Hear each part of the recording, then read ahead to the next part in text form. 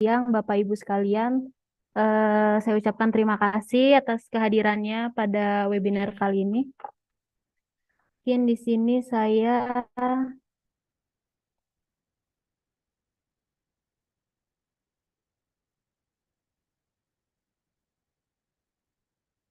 Oh ya, baik Bapak Ibu, mungkin di sini saya akan sharing sedikit terkait dengan praktik dan juga tantangan dalam pemantauan sistem sparring.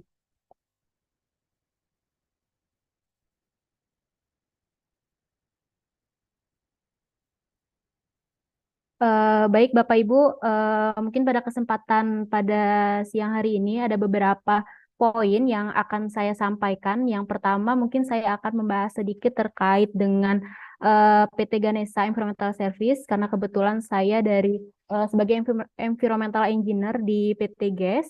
Kemudian saya juga mungkin akan membahas terkait dengan regulasi sparring, kemudian prinsip kerja dari sparring seperti apa, lalu platform pemantauan untuk memantau data hasil pemantauan sparring seperti apa, lalu komponen dan juga aksesoris pendukung dari sistem sparring, lalu tipe sensor yang digunakannya seperti apa, dan teknologi sparring yang PT GES miliki, dan juga tantangan-tantangan serta solusi yang mungkin sering dihadapi di lapangan, serta mungkin jika Bapak Ibu tertarik nanti akan saya sampaikan juga bagaimana partnership model dari sistem pemantauan sparring dari PT Ganesha.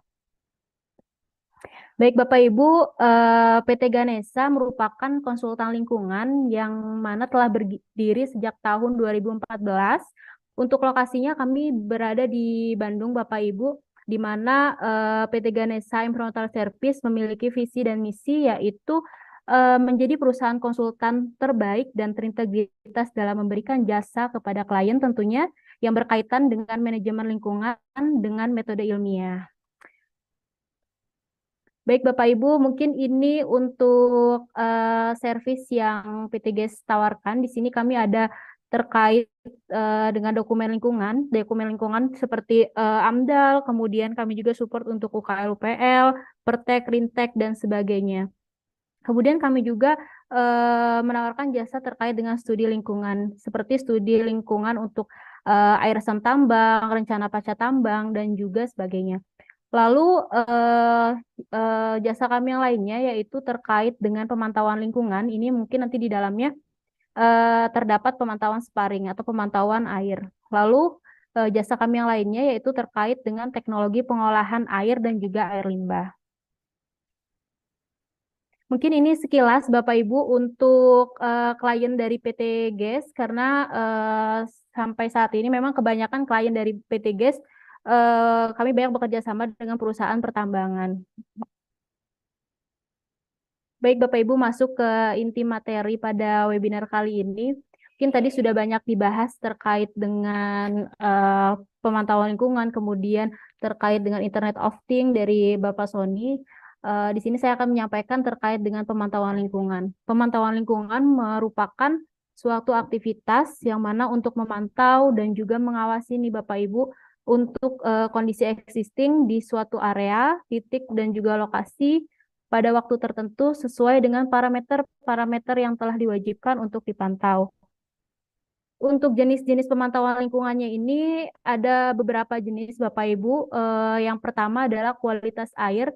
Kualitas air ini di dalamnya ada pemantauan sparring, kemudian nanti ada pemantauan on limo maupun pemantauan internal biasanya untuk pemantauan di IPAL. Kemudian untuk jenis pemantauan lingkungan lainnya yaitu terkait dengan pemantauan kualitas udara, yaitu ada udara ambien dan juga udara untuk biasanya di emisi di jenis usaha atau kegiatan. Kemudian untuk jenis pemantauan lainnya yaitu pemantauan cuaca dan hidrologi, ini biasanya untuk memantau iklim, temperatur atau curah hujan. Bapak Ibu biasanya menggunakan alat automatic weather station. Dan juga kami ada pemantauan untuk getaran, biasanya untuk di pertambangan. Baik Bapak Ibu, di sini mungkin tadi sudah disampaikan oleh Pak Sony sedikit ya terkait dengan sparring. Jadi memang sparring ini merupakan kegiatan yang diwajibkan oleh KLHK Tujuannya adalah untuk melakukan pemantauan terhadap kualitas air limbah yang dihasilkan oleh suatu usaha atau kegiatan sebelum dibuang ke badan air. Karena seperti kita ketahui bahwa saat ini banyak sekali isu-isu lingkungan, yaitu seperti tadi yang disampaikan oleh Pak Sony, ketersediaan air saat ini mulai berkurang dan sebagainya. Nah, untuk dengan adanya sistem sparring ini, maka akan membantu KLHK untuk melakukan pemantauan, kemudian mencatat, dan juga melaporkan kegiatan pengukuran kadar, suatu parameter yang memang diwajibkan, dan juga debit untuk sebelum dibuang ke badan air. Untuk sparring ini diatur di dalam regulasi yaitu Permen LHK nomor 80 tahun 2019 terkait sistem pemantauan kualitas air limbah secara terus-menerus dalam jaringan atau selanjutnya disebut dengan sparring. Berdasarkan Permen LHK tersebut, dalam lampiran 2 dijelaskan bahwa terdapat 12 jenis usaha atau kegiatan Bapak Ibu seperti di slide. Ada 12 jenis usaha yang memang diwajibkan oleh KLHK untuk melakukan install pemantauan sparring. Untuk 12 jenis usaha tersebut tentunya memiliki parameter-parameter pemantauan yang berbeda. Di sini dapat diketahui untuk industri rayon, parameter yang diwajibkan untuk dipantau dan juga dilaporkan ke KLHK yaitu terdapat parameter pH, kemudian parameter COD, TSS, dan juga debit. Begitupun untuk usaha atau kegiatan industri pulp dan juga kertas, untuk parameter yang wajib dipantau ada pH, COD, TSS, debit. Kemudian untuk industri petrokimia hulu juga sama, ada 4 parameter yang wajib dilaporkan ke KLHK, yaitu pH, COD, TSS, dan juga debit. Nah, untuk parameter-parameter ini wajib dipantau dan dilaporkan ke KLHK secara real time. Untuk industri pertambangan juga diwajibkan terdapat 3 jenis parameter yaitu pH, TSS, dan juga debit.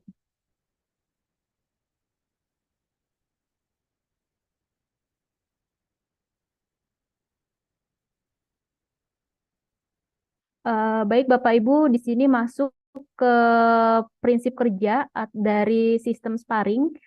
Prinsip kerjanya seperti pada slide, untuk komponen dari sistem sparring ini terdiri dari beberapa komponen utama dan juga komponen pendukung Bapak Ibu. Untuk komponen utama tentunya adalah sensor pemantau kualitas air limbah. Yaitu di sini kami menggunakan sensor multiprobes untuk pemantauan sparring maupun on limo.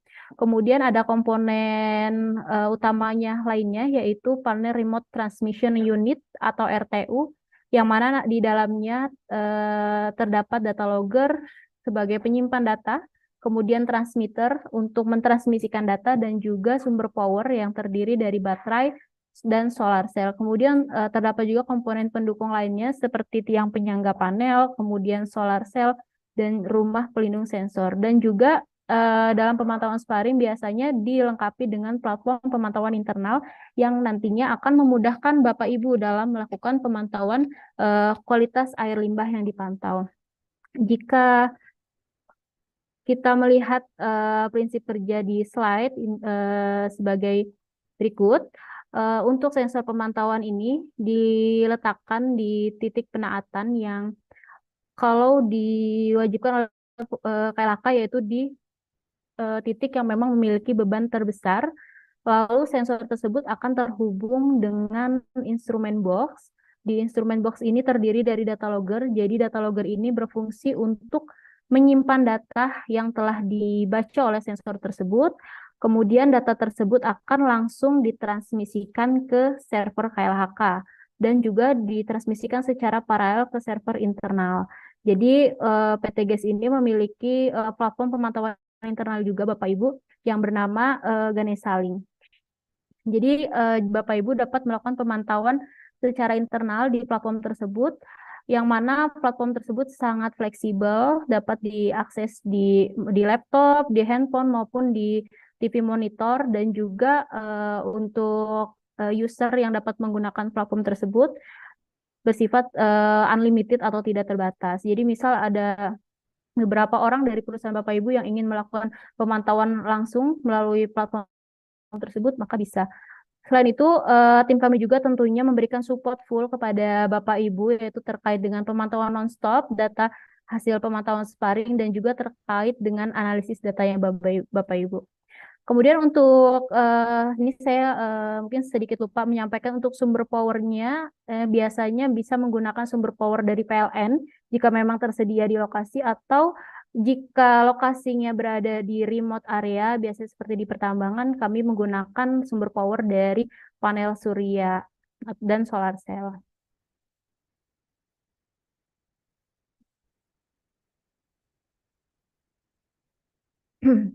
Baiklah Bapak Ibu, ini mungkin terkait dengan gambaran sistem RTU. Jadi sistem RTU memang sistem yang berfungsi untuk mengumpulkan data-data hasil pemantauan yang sudah dipantau menggunakan sensor. Kemudian data tersebut yang nantinya akan ditransmisikan ke pusat kendali atau ke server KLHK dan juga ke server internal. Yang mana tadi sudah saya sampaikan mungkin sebelumnya. Sistem RTU ini terdiri dari data logger yang untuk menyimpan data, kemudian transmitter, dan juga power supply.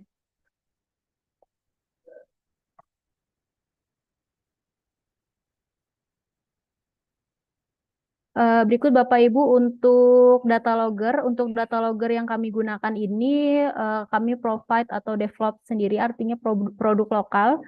Untuk data logger ini memiliki beberapa keunggulan yang mana data logger yang digunakan sudah support Wi-Fi, kemudian sudah dilengkapi dengan sensor pendeteksi suhu dan juga sumber power di dalam panel box sehingga lebih safety Bapak Ibu. Berikut untuk spesifikasi dari data logger yang digunakan, di mana untuk CPU-nya sudah ARM Cortex A7, memorinya 512 MB.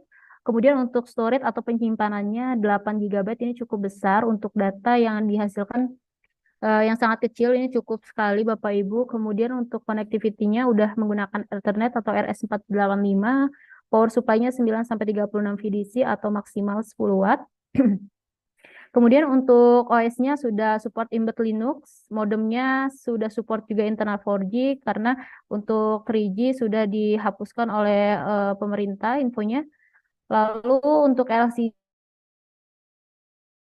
dan sudah bersifat touchscreen. Jadi nantinya sangat memudahkan operator di lapangan untuk melakukan pemantauan langsung. Begitu Bapak Ibu. Nah, ini untuk sensornya. Jadi tadi juga sudah sempat disinggung oleh Pak Sony, banyak sekali memang sensor saat ini yang bisa Bapak Ibu pilih untuk memantau kualitas air maupun pemantauan lingkungan lainnya. Kalau untuk pemantauan sparring, di sini kami menggunakan sensor multiprops yang mana dengan beberapa pertimbangan.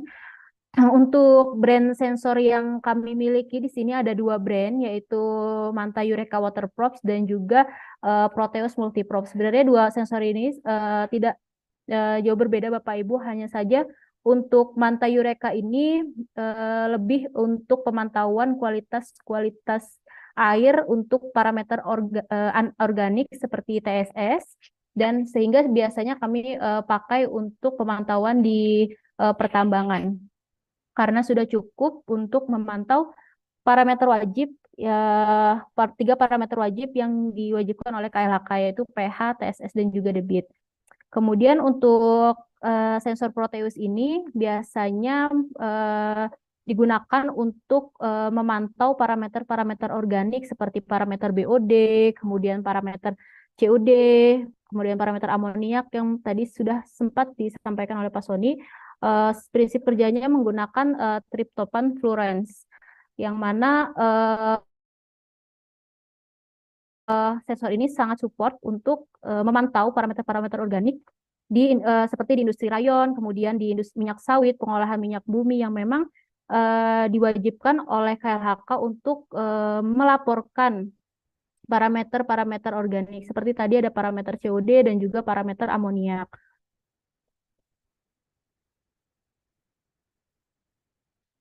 Berikut Bapak Ibu, ini untuk brand Manta Eureka. Jadi ada beberapa tipe untuk sensor Manta Eureka ini, yaitu tipe 20 sampai dengan tipe 40. Yang membedakan adalah banyaknya parameter yang dapat dipantau Bapak Ibu. Nah, untuk seri minimum yang biasa kami gunakan untuk pemantauan sparring di industri pertambangan yaitu seri Manta 25.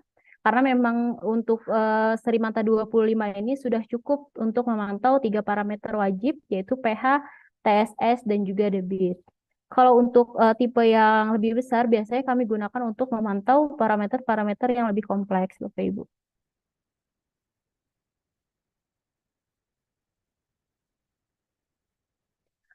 Berikut Bapak Ibu untuk brand dari Proteus. Jadi kalau sama seperti brand Manta, brand Proteus juga memiliki beberapa tipe, yaitu tipe 35 dan juga tipe 30, di mana seri ini seri yang biasa kami gunakan yaitu Proteus 35, yang mana sudah cukup untuk melakukan pemantauan parameter-parameter wajib sparring untuk industri yang memang mengharuskan melaporkan parameter organik.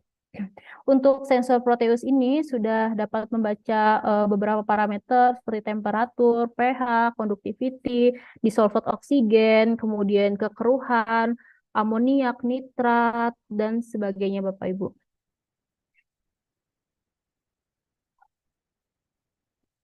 Nah, ini mungkin pertimbangan kami mengapa kami menggunakan sensor multiprobes, kenapa tidak menggunakan single probe, mungkin karena kami berpikir untuk pemakaian jangka panjang dan juga tingkat akurasi pembacaan sensor. Memang sensor single probe ini memiliki kelebihan daripada sensor multiprobes. Untuk single probes memang kegunaannya dapat disesuaikan dengan kebutuhan Bapak Ibu dan juga harganya relatif lebih murah. Namun untuk sensor single probes ini untuk perawatan dan juga kalibrasinya memang kurang praktis karena satu sensor hanya dapat memantau 1 parameter saja. Kemudian terdapat banyaknya kabel sehingga sangat menyulitkan pada proses instalasi dan membutuhkan data logger yang memang support banyak slot untuk sensor tersebut.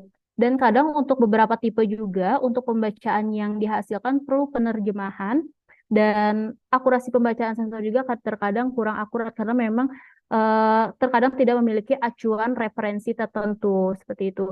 Nah, mengapa sih kami lebih prepare menggunakan sensor multiprobes? Karena sensor multiprobe ini memiliki banyak kelebihan Bapak Ibu. Yang pertama untuk sensor multiprobe ini yaitu pada proses instalasi dan juga perawatannya tentu lebih praktis karena satu sensor sudah dapat memantau beberapa parameter dan satu sensor hanya terdapat satu kabel, jadi sangat praktis pada proses instalasinya di lapangan. Kemudian sensor multiprobe juga tentunya memiliki daya tahan real time dalam jangka waktu yang panjang dan juga akurasi pembacaan atau data yang dihasilkan lebih baik karena memang memiliki elektroda reference sehingga lebih akurat dan juga stabil.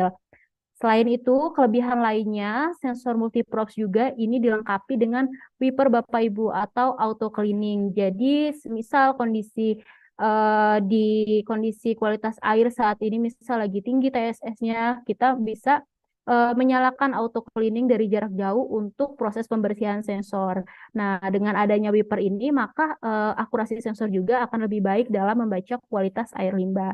Selain itu, karena proses instalasi dan perawatannya praktis, maka biaya operasional dan perawatannya menjadi murah Bapak Ibu. Namun memang untuk sensor multiprobes ini memiliki kekurangan juga seperti sensor single probes yang mana jika dibandingkan dengan sensor single probe, memang biaya investasi awalnya lebih mahal untuk harga dari sensor multiprobes dan kadang untuk seri tertentu juga sudah bersifat paket dan tidak bisa disesuaikan dengan kebutuhan.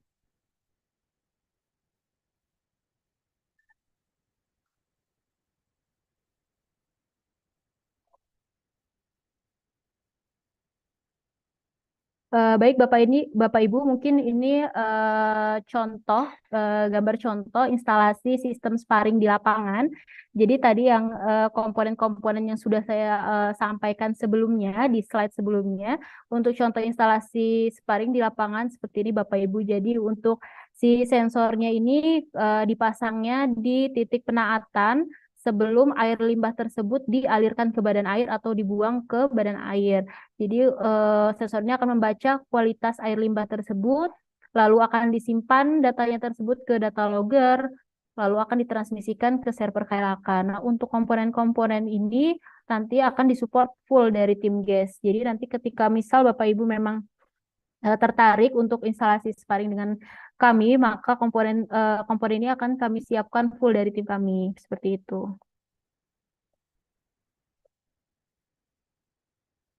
Baik Bapak Ibu, ini untuk skema transmisi data sparring. Jadi setelah data dibaca dan disimpan oleh data logger, data langsung ditransmisikan, wajib ditransmisikan langsung ke server KLHK. Artinya tidak boleh mampir dulu ke server lainnya Bapak Ibu, karena menghindari hal-hal yang tidak diinginkan. Jadi server paralel, jika emang ingin ditransmisikan juga ke server internal, maka wajib ditransmisikan secara paralel ke server KLH dan juga ke server internal atau server Ganesha Link.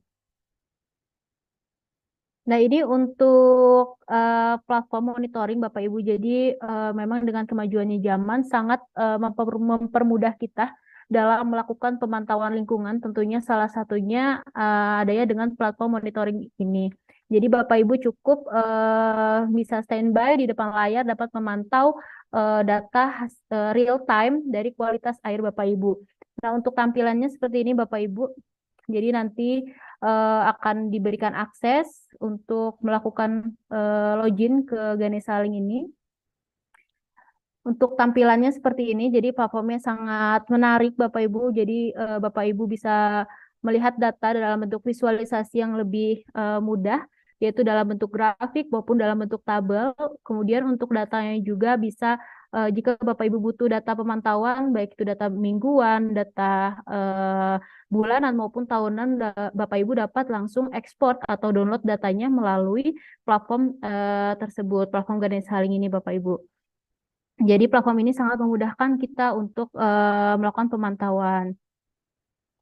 Selain itu, untuk sistem sparring juga, ini dilengkapi dengan sistem early warning system, Bapak Ibu. Jadi sangat membantu perusahaan ataupun operator di lapangan untuk melakukan tindakan perbaikan apabila terjadi penurunan kualitas air buangan. Di sini ada contoh skematik, Bapak Ibu.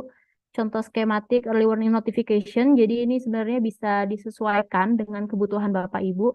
Ini hanya contoh saja, misalnya di sini create untuk baku mutu pH, ini misalnya 6,5, di bawah 6,5 atau di atas 8,5, dia maka sistem early warning system ini akan mengirimkan notifikasi itu ke operator manager bahwa perlu dilakukan pemantauan kualitas air limbahnya. Kemudian untuk warning 2 demikian sampai dengan ke warning 3 untuk memberikan pemberitahuan terkait dengan kualitas air limbah yang dipantau.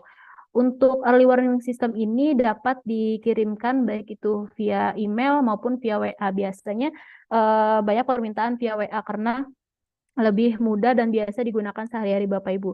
Dengan adanya early warning system ini, maka sangat memudahkan Bapak Ibu untuk melakukan pemantauan sparring yang berkelanjutan.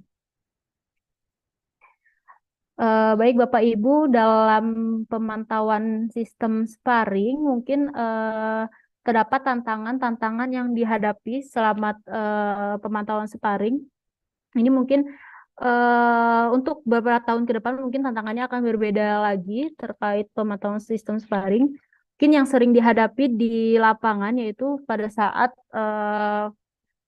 pintu air, pada saat perbaikan pintu air yang memang harus diperbaiki, di mana sensor sudah terinstal pada titik penaatan, sehingga sensor perlu dilepas dulu Bapak Ibu karena pintu air harus dilakukan perbaikan. Nah, biasanya perbaikan pintu air ini membutuhkan waktu yang cukup lama sehingga terjadi kekosongan data yang terkirim ke KLHK. Nah, ini termasuk kondisi tidak normal dan harus dilakukan antisipasi ke KLHK-nya.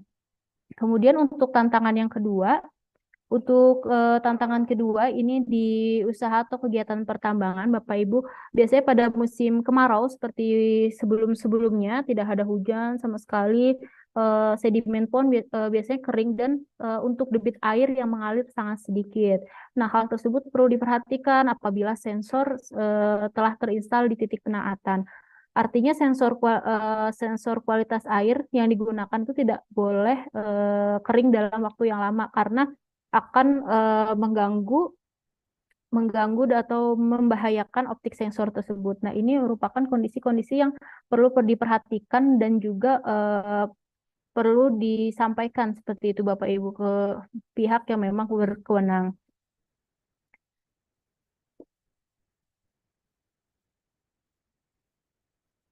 Kemudian untuk tantangan selanjutnya yaitu sama biasanya di usaha atau di kegiatan pertambangan pada musim hujan, umumnya nilai TSS atau total suspended solid ini mengalami peningkatan karena biasanya ada erosi tanah pada sedimen pond sehingga nilainya melebihi baku mutu. Artinya kan ini merupakan kondisi yang tidak normal. Nah, kondisi tidak normal ini perlu diantisipasi atau disampaikan dalam surat terkait dengan kondisi tidak normal. Mungkin nanti di slide selanjutnya ada cara terkait mengatasi bagaimana ketika terjadi kondisi-kondisi tidak normal atau tantangan-tantangan seperti berikut. Kemudian juga untuk di usaha kegiatan atau pertambangan, biasanya pada titik penaatan masih terkendala belum tersedianya jaringan sinyal, sedangkan sistem sparring sudah terinstal sehingga transmisi data ke server KLHK belum dapat dilakukan. Nah, ini perlu juga menjadi perhatian Bapak Ibu jika ingin melakukan instalasi, mungkin diperhatikan terlebih dahulu terkait dengan kondisi sinyal. Jika memang tidak ada sinyal, kami bisa menyediakan sistem satelit atau penguas sinyal lainnya, sehingga transmisi data ke KLHK dapat berjalan lancar. Nah, untuk tantangan selanjutnya ini terkait dengan sensor yang digunakan. Sensor yang digunakan dalam kurun waktu yang lama, Bapak Ibu, memang menyebabkan kadang kotoran atau sedimen-sedimen yang ada di partikel-partikel yang ada di air itu menempel pada optik sensor sehingga akan mempengaruhi akuarisi sensor. Oleh karena itu, sensor yang digunakan perlu dilakukan maintenance secara rutin dan juga kalibrasi secara rutin yang mana diatur juga di dalam Permen LHK nomor 80 tahun 2019 kegiatan sparring ini harus dilakukan maintenance rutin dan juga kalibrasi sensor untuk menjamin akurasi dan data yang terkirim ke KLHK itu akurat. Kemudian untuk tantangan lainnya yaitu terkadang untuk pemakaian komponen mekanikal elektrikal dalam kurun waktu yang lama perlu dilakukan pengecekan secara rutin karena tentunya untuk menghindari kerusakan berat sehingga menyebabkan biaya perbaikan yang tinggi. Lalu bagaimana Bapak Ibu jika kondisi tidak normal tersebut terjadi pada sistem sparring Bapak Ibu? Maka berdasarkan Permen LHK nomor 80 sudah dijelaskan terkait dengan kondisi-kondisi tidak normal seperti pada saat maintenance atau kalibrasi atau kondisi normal lainnya seperti yang tadi saya sebutkan sebelumnya. Ketika terjadi kondisi tidak normal tersebut, baiknya kita catat terlebih dahulu terkait dengan kondisi tidak normal itu yaitu terkait dengan kapan kondisi tidak normal tersebut terjadi dari tanggal berapa sampai dengan tanggal berapa. Kemudian penyebabnya apa? Misalnya penyebabnya adalah tadi pintu air kering sehingga memang sensor tidak bisa memantau kualitas air secara existing atau ketika pintu air sedang proses perbaikan, maka itu bisa disampaikan penyebab-penyebabnya. Lalu apabila ada keluhan dari masyarakat, jika ada mungkin bisa disampaikan. Kemudian upaya apa yang bisa kita lakukan untuk mengatasi kondisi tidak normal tersebut, Bapak Ibu. Nah, informasi tersebut nantinya dimuat di dalam surat yang akan disampaikan ke Direktur Pengendalian Pencemaran Air, Kementerian Lingkungan Hidup dan juga Kehutanan, Bapak Ibu. Nah, ini untuk portofolio dari PT Ganesha. Jadi kami memang banyak saat ini masih di pertambangan dan di sawit juga kami ada. Untuk pemantauan sistem sparring ini kami sudah install di PT Kaltim Primakul, kemudian di PT Kim Sinarmas Mining, di PT BIB, dan masih banyak lagi Bapak Ibu. Baiklah Bapak Ibu, jika Bapak Ibu tertarik dengan pemantauan sistem sparring dari PT GES, ini kami menawarkan beberapa bentuk partnership model atau bentuk kerjasama. Itu kami menyebutnya adalah Environmental Monitoring and Evaluation Program atau EMEP. Di sini ada yang pilihan pertama yaitu EMEP Basic. Untuk MF Basic ini yaitu pembelian peralatan, artinya klien membeli peralatan pemantauan sparring saja, yang mana sudah termasuk uji validasi dan untuk uji laboratorium lainnya. Kemudian opsional jika memang ingin menggunakan platform pemantauan Ganesha.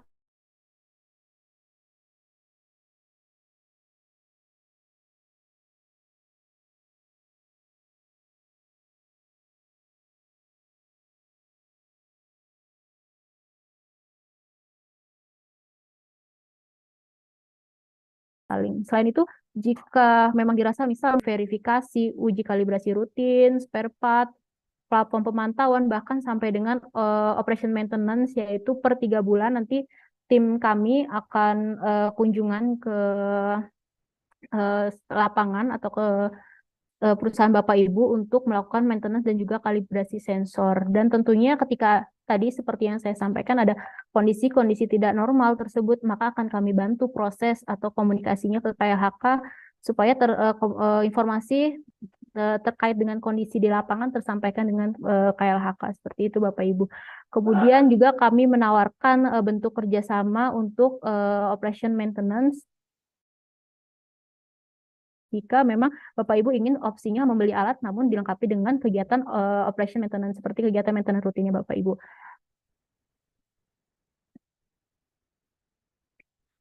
Mungkin itu saja yang bisa saya sampaikan Bapak Ibu. Jika memang ingin mempelajari terkait dengan tantangan IPA maupun terkait dengan pemantauan-pemantauan lingkungannya, Bapak Ibu bisa mampir ke channel YouTube kami di Ganesha Environmental Service. Banyak sekali informasi yang kami sampaikan melalui YouTube kami. Terima kasih Bapak Ibu.